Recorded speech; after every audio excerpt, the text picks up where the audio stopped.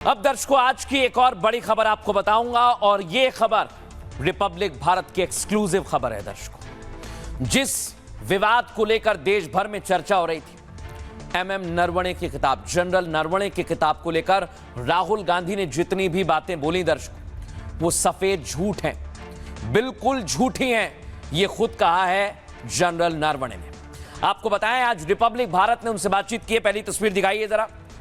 राहुल गांधी जो भी बात कह रहे थे संसद के अंदर किताब को लेकर, जो अनपब्लिश्ड है, छपी नहीं है, वो सारी बातें झूठी निकली दर्शकों। जैसा अंदेशा था वही हुआ। अगली तस्वीर दिखाइए जरा।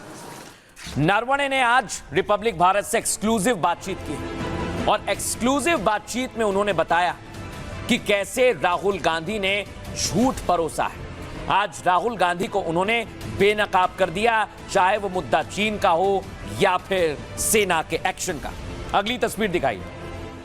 राहुल गांधी जो ये किताब लेके आए थे और जिस मैगजीन के हवाले से बात कही, उसको भी जनरल नरवणे ने झूठा बताया।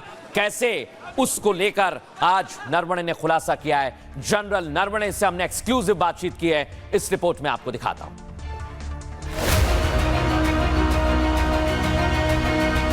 2 हफ्ते तक राहुल गांधी जनरल नरवणे के नाम का इस्तेमाल करते रहे। पूरे बजट सत्र के दौरान एक गैर प्रकाशित किताब का अपने राजनीतिक स्वार्थ के लिए उपयोग करते रहे। संसद भवन के अंदर और बाहर राहुल का सियासी ड्रामा खूब चला।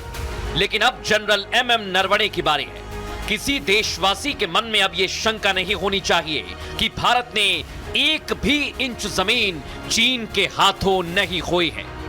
About the statement that you have already given that not an inch of Indian land had been taken by the Chinese, do you still maintain that? I think you should ask a reverse question to the Chinese, that have they occupied any Indian land? And answer to that question, I think, will satisfy all those who have any doubts on this matter. General Naravane के इस बयान से गलवान पर राहुल का हर दावा धराशायी हो जाता है। ये राहुल गांधी के लिए किसी शर्मिंदगी से कम नहीं है, जो अब तक भारत की जमीन को लेकर मन गढ़ंत दावे करते रहे। लेकिन इतना ही नहीं, जनरल नरवणे ने उस मैगजीन पर भी निशाना साधा जिसने अज्ञात सूत्रों के हवाले से राजनीतिक स्वार्थ के लिए अपने आर्टिकल में गैर प्रकाशित किताब को कोट किया था। जनरल नरवणे ने उस आर्टिकल को गंभीरता से न लेने की अपील की, जिसमें अज्ञात सूत्रों के हवाले से बड़े दावे किए गए और उनका इस्तेमाल राहुल ने संसद में सियासी लाभ के लिए किया। So the Karwan article has also quoted that you were allegedly recalled that Prime Minister instructions conveyed जो उचित समझे वो करो. Did this mean that the Prime Minister gave you a free hand as the Chief of Army Staff to take calls you needed to be, or or the other way around, where the Rahul Gandhi is saying that you were left alone? See, once again, we cannot take cognizance of articles which are published quoting unnamed sources. What is right, what is wrong. So let it be for the time being at that, and as and when things get clearer, we can discuss these issues more in depth. General Naravane के इस interview से राहुल गांधी के सभी दावों की पोल खुलती है। जहां राहुल का दावा था कि मैगजीन का आर्टिकल संपादकीय तौर पर मजबूत है, वहीं जनरल नरवणे अब इन दावों की हवा निकालते हैं।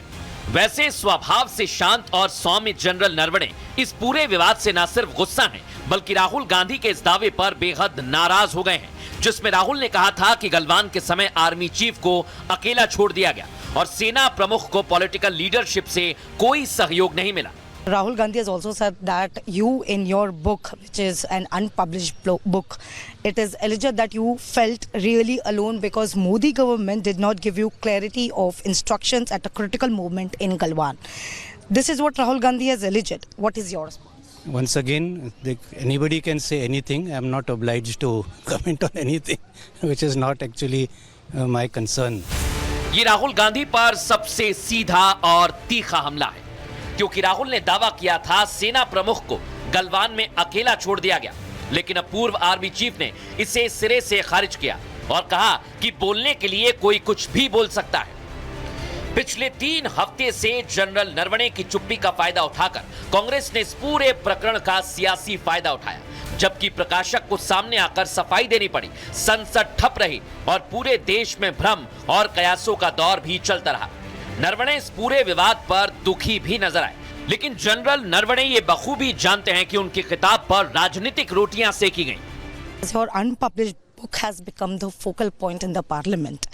Are you being misquoted or are the allegations accurate? I think we should not live in the past. We should look ahead, go in the future.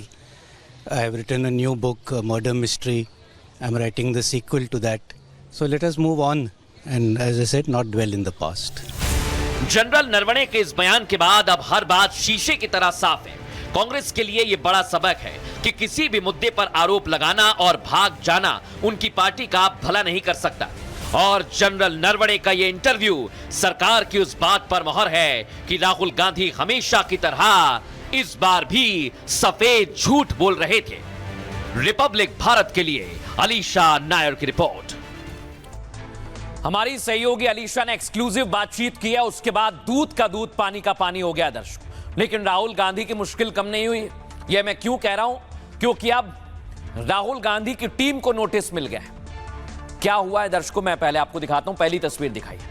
Om Birla को लेकर तरह तरह की टिप्पणी की गई, तरह तरह के वीडियो बनाए गए। अब नोटिस मिल गया कांग्रेस पार्टी को। दिखाते हैं किसको नोटिस मिला है। दिखाइए जरा तस्वीर। यह कांग्रेस पार्टी का जो आईटी देखती हैं, आईटी सेल, मीडिया देखती हैं सुप्रिया श्रीनेत, और अब ये मुश्किल में आ गई हैं दर्शक, क्योंकि इन पर बड़ी कार्रवाई है और अब नोटिस भी मिलने वाला है और इसके लिए पूरी तैयारी की जा रही है। लेकिन दर्शकों आपको बताएं, जो तस्वीर अभी तक आपने देखी है वो कई सवाल खड़े करती है, क्योंकि अभी तक कांग्रेस पार्टी सिर्फ और सिर्फ झूठ के रास्ते पर चल रही है। लेकिन अब हुआ क्या दर्शकों, कांग्रेस पार्टी मुश्किल में घिरती जा रही है। कांग्रेस के 9 नेताओं पर शिकंजा कसा गया है। कांग्रेस के ये सभी नेता राहुल के बेहद करीबी हैं। स्पीकर के सचिवालय ने इन सभी को नोटिस भेजा है। इन नेताओं पर स्पीकर का मजाक उड़ाने का आरोप लगा है। इन पर एआई वीडियो के जरिए स्पीकर पर हमले के आरोप भी लगे। एआई वीडियो में अपमानजनक कैरिकेचर प्रकाशित किया गया, जिसके बाद लोकसभा सचिवालय ने वीडियो को गंभीरता से लिया। सचिवालय के विशेषाधिकार विभाग ने तुरंत उन्हें नोटिस दिया है। यह है वो तीनों नेता। कांग्रेस के नेताओं को नोटिस की रिसिप्ट भी भेजने के लिए कहा है।